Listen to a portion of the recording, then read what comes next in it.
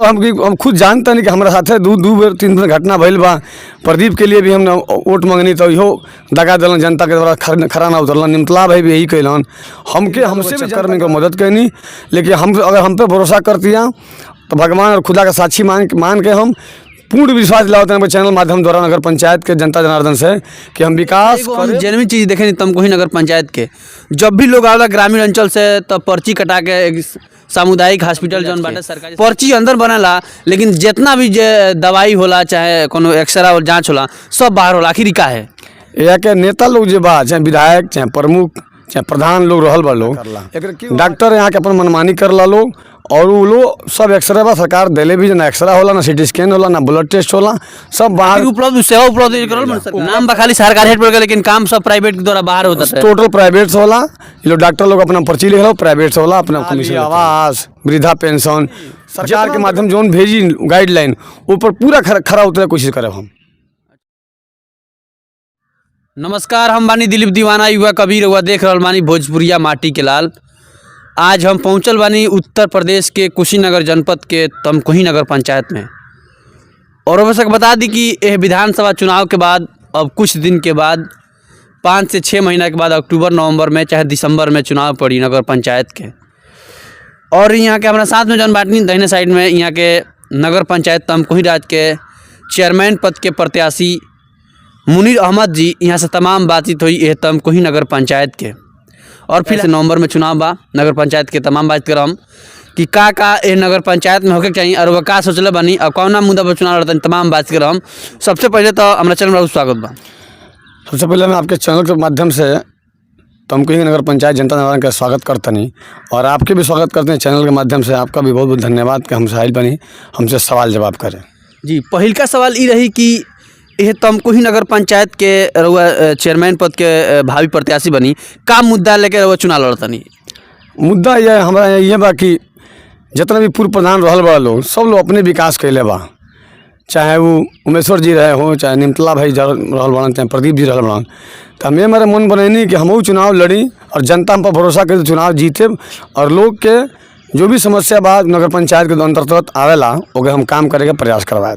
जी बिल्कुल। अच्छा, एगो हम जेनविन चीज़ देखे नहीं तमकोही नगर पंचायत के जब भी लोग आवेला ग्रामीण अंचल से तो पर्ची कटा के सामुदायिक हॉस्पिटल जौन बाटे सरकारी हॉस्पिटल तमकोही राज के पर्ची अंदर बनेला, लेकिन जितना भी दवाई होला चाहे कोनो एक्सरा और जाँच होला सब बाहर होला। आखिर का है यहाँ के नेता लोग जो बा, चाहे विधायक चाहे प्रमुख चाहे प्रधान लोग रहल बा लोग, एक क्यों आवाज़ बुलंद ना करला। डॉक्टर यहाँ के अपन मनमानी करला लोग।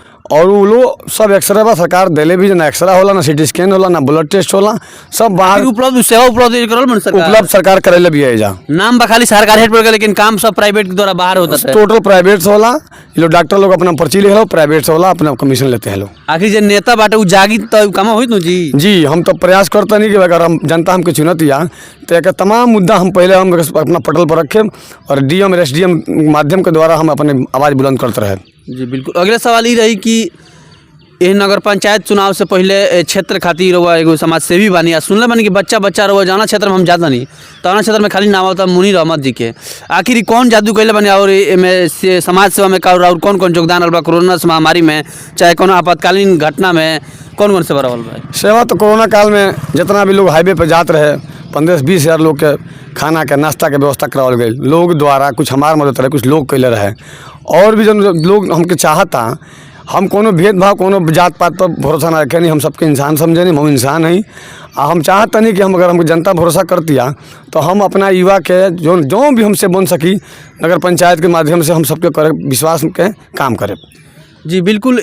रउआ कहने के विकास करें हम, लेकिन जौन भी चुनाव ला, चाहे प्रधानी के होके, चाहे नगर पंचायत चुनाव के होके, चाहे विधानसभा चुनाव के होके, चाहे लोकसभा चुनाव के होके, हर एक प्रत्याशी ये भी थी अपन सुझाव दिले लोग से, आशा विश्वास करावले लोग से भी कहले कि हम इतना विकास करम, लेकिन जैसे ही चुनाव बीत जाला लोग प्रतिनिधि बन जाला जनता के, तो काहे लोग भूल जाला पर वो का कहे। एक पर हम खुद जानते नहीं कि हमारे साथे दू बेर 3 बेर घटना भइल बा।